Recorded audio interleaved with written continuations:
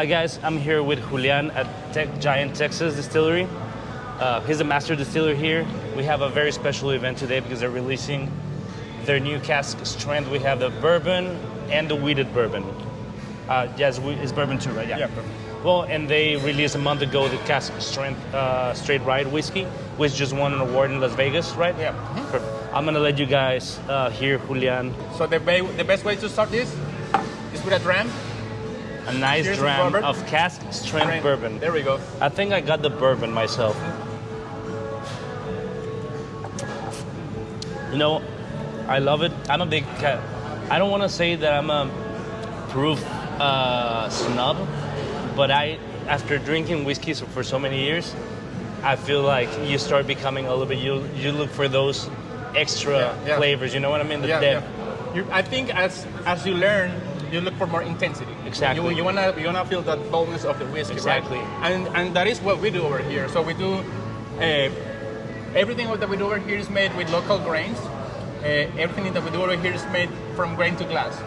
So we're a thoroughly full service distillery from beginning to the end. All of our mash bills were mastered by David Pickerel. For those who doesn't know who he was a very well-known distiller. He was the master distiller of Baker for 14 years. And then David had this dream that the authentic American spirit was the rye whiskey. Absolutely. I don't know if you guys know, but Americans were making rye whiskey way before we started with the bourbon. Absolutely, yeah. Actually, George Washington had a distillery in Mount Vernon where he was making nothing but rye whiskey. So David leaves Maker's Mark to pursue this dream called Whistle Pig. Mm-hmm. Whistle Pig is a very well-known brand of high-end rye whiskey. Absolutely. When he was over there, we called him and we said, David, why don't you be our consultant? Mm-hmm. And he kind of laughed at us, but he forgot something. He forgot that we are Texans.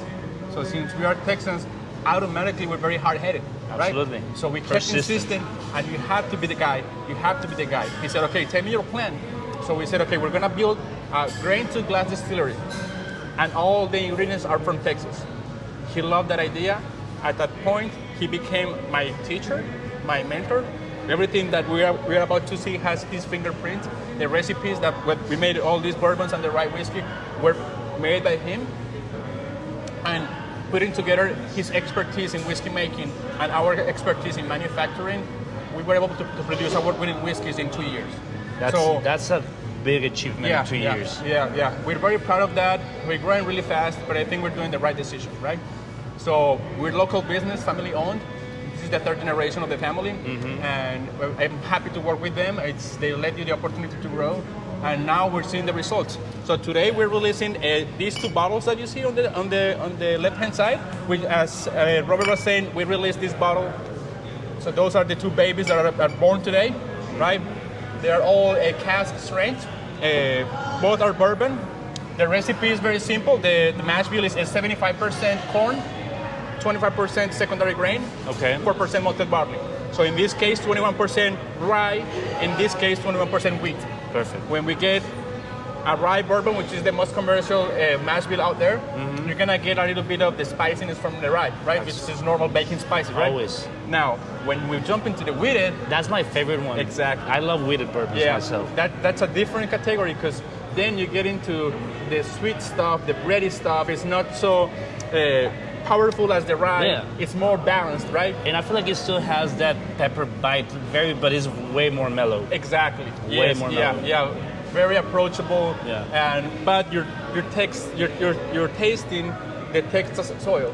So it is spice and it is bold, right? Yeah. And when you drink Texas whiskey, you gotta understand that we're not trying to compete with Kentucky, right? Those guys, they have been making whiskey for hundreds of years, right? So we're trying to come up with something different and something very unique, something that it tastes like Texas soil, right? Because the properties of the Texas terroir and the microclimate are going to create different flavor profiles, and that's what we stand by. And the water itself too is gonna. Think about wine; it's the same thing, right? It's like, so with whiskeys, it's the same thing. So we are very proud to launch these whiskeys today.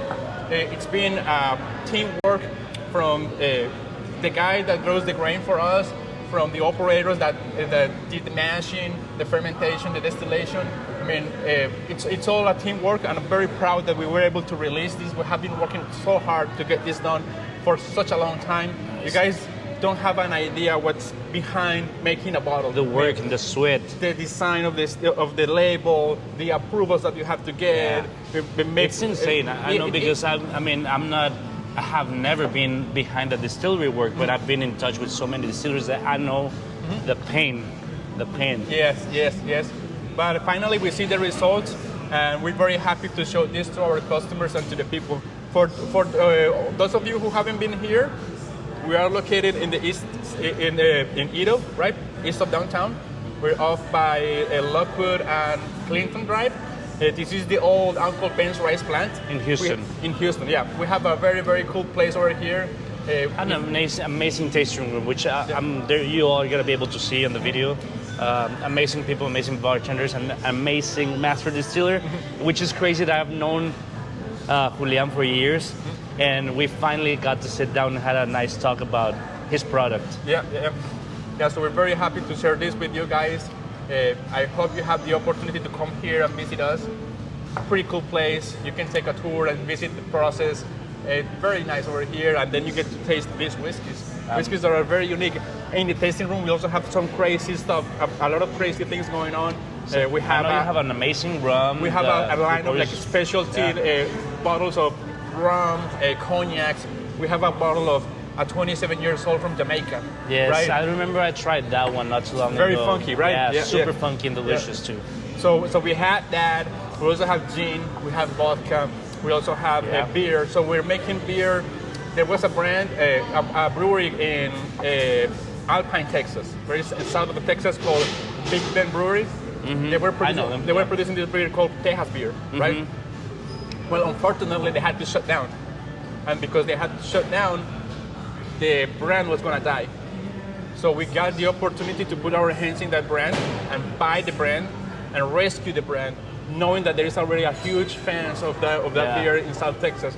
So the Texas beer has a new home, which is Giant Texas Distillers, and here we're gonna be making Texas. It is already on the tap. We already made our first batches, but we're setting up the canning line so we can put it in the shelves, right? That's amazing. Yeah. So great achievements in a small amount of time. Yes. And I love that. Yeah, we're doing great, and we're very happy about it. We feel the support from the local customers. We're also expanding our borders. Now we are in Florida, in California, and we're looking to go into the north of the U.S. Nice. But yeah, we're doing baby steps, but we're growing very fast. Very sure steps. Yeah. Solid steps. And these, the weeded one comes at 60.3%, and the cask strength bourbon comes at 60.8. Yeah, and the rye whiskey comes at 58.7. Yeah. Perfect. So they're all up there. For those who like the intensity of for all of us proof queens. Yeah. Yeah, which I know it sounds pretentious, but I don't think if you're not pretentious about it, I don't think it's pretentious. Yeah. And I mean, you have to think that it's like the fact that it's high proof. It doesn't mean that it's not for everybody. I mean, if it is high proof, all you have to do is just add ice to it, right? Yeah, By the time the ice melts down, it will be the perfect proof. And I've always told people in the bar industry, whenever I'm bartending, I'm behind the bar and people are asking me about this, how should I approach whiskey? So, of course, if it's somebody that is just trying to get into whiskey, you start them with 80 proof, right? Exactly. But if they start trying to get into this more complex things that you're going to get a lot more of the caramel and the toasted notes and all that stuff, you tell them that I explain them always, like, add a little bit of water and take it to where your palate is going to be able to absorb those flavors. Yes. And little by little, you start. It is a process. The way I don't like to say I teach people how to drink whiskey, because the best way to drink whiskey is the way you like, right? Absolutely. Yeah. Now, my game is I think about it as an experience, right? Mm-hmm. So when I have a glass of whiskey in front of me, I think about all the time that the distiller spent making that whiskey. Absolutely. All the time that we had to wait until the whiskey get ready in the barrels, right? Yep. So if we spend all that time, you should spend the time enjoying the drink. If you want to get drunk, forgive me for beginning for this, but there is vodka for that, right? Yeah. We have whiskey to be enjoyed, right? Exactly. And people, I feel like, Julian, sorry to interrupt you, I feel like people don't consider how much yield you get from an aged bourbon. Like you start with, let's say, like Buffalo Trace. I know they fill up their cask at 75% because they want that air space. Yeah. But even then, if you start at 100% after 12 years, I think it's like you end up with like 50% or something like that. Yes. So, and even more dramatic in Texas, because you guys know that the heat affects the angel share. Angel share is the liquid that we lose due to evaporation, right?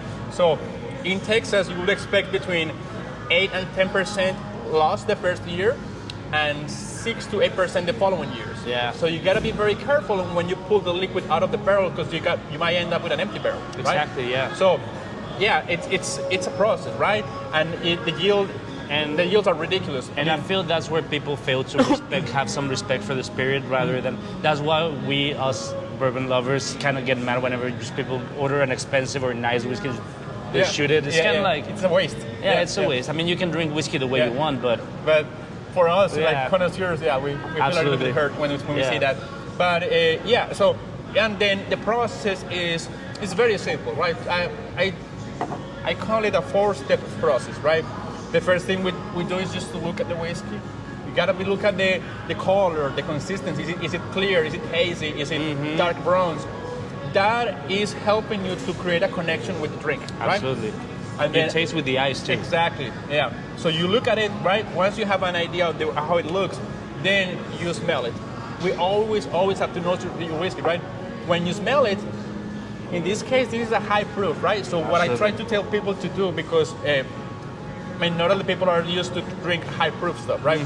So keep your mouth open a little bit, Absolutely, right? yeah. If by keeping your mouth open, you're forcing the fumes to go out through your mouth. So that is making sure that all the fumes are in contact with your tasting buds, right? Absolutely.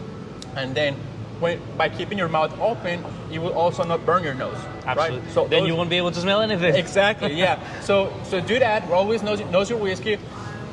Try to look for references in your mind that bring you back to those flavors, right? The first thing you're gonna notice when you drink whiskey is, it tastes like alcohol. Yes, alcohol is there, but what's behind the alcohol? Exactly. Right? You gotta get past that. Exactly. And then there is the next border, which is the flavors that you will find on any bourbon, which is vanilla and caramel, right? Absolutely, That's coming from the wood, right? And we all know that they will be there.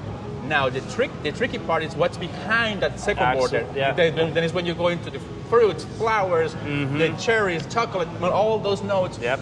And the best way to describe the whiskey is the way it comes out of your mind. Don't try to look for the words that the master distiller is saying. You find out your own descriptor. We'll have different palates too. Think about that amazing apple pie that your mom used to make. Yeah. And I'm pretty sure the next time you have that whiskey in your hand, you're gonna think about apple pie, right? Because you already create food memory, right? Now, once you do the nosing, when you drink it, this is gonna sound goofy, but you have to move it around your mouth, right? The Kentucky chew, right? You chew the whiskey, right? Right? Because you want to make sure that the liquid is in contact with all your tasting buds, right? Absolutely, yeah. And then the fourth step, which is one that I would say 70% of the people miss, is the finish, right?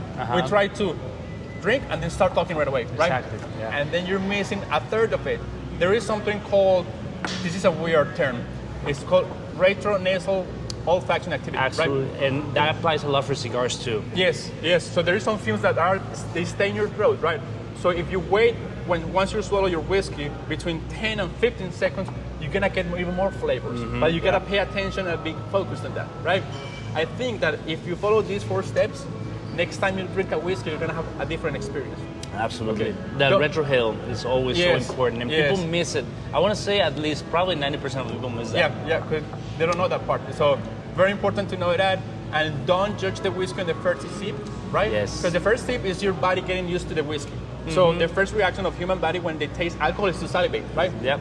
And then once you swallow that, and then you get your next drink, you're already situated, right? You understand the liquid, and then you can see all those flavors. You can spread out all those the spectrum of flavors, and then say, okay, I feel the caramels, I feel the vanilla, I feel the earthy notes, I feel the floral notes. Yeah. So it is an experience, but when you enjoy this way, I'm pretty sure that you won't regret. And whiskey always brings people together, which is the best part. It's a social drink. It's a social drink, and I love how many friendships I've accumulated through drinking whiskey, it's insane. It's just a great experience always. Yeah. Well, us is one of them. Yeah, So, actually, that's how we had the New Potato back then, years ago. But cheers. Thank you for your time, Julian. No, thank you. Thank you for coming and for the support. It's amazing learning from a master distiller like you. Thank you. I appreciate it. I appreciate all what you do for us, for the community. And I mean, you same as whiskey, you get people together, right? Yeah, absolutely. And you're very good at that. And Thank you, Julian. and thanks for all the passion that you have for this industry and all your hard work, right? And you know I love you guys so much. I love coming here. Yeah, me too. Me too. I mean, we love to have you here. I love to go to your karaoke nights. Yes, they're fun. They're fun. So like it's you're very active socially, right? And I like that. And the fact that you also have a Hispanic background makes it a little bit It's closer like the there. connection is Yeah, better there there. is a Maybe we can tell them that, leave in the comments that we can do sometime some tour, show them around like a whole tour. Yes. That would be a That good would be thing. cool. We can see the whole process from beginning to the end. Suggest something, leave it in the comments, guys, and we might just do something crazier. Yeah. Maybe he can teach me how to do my own first white dog. There we go. Well, thank you guys for watching and have a good day. Cheers. Cheers, guys.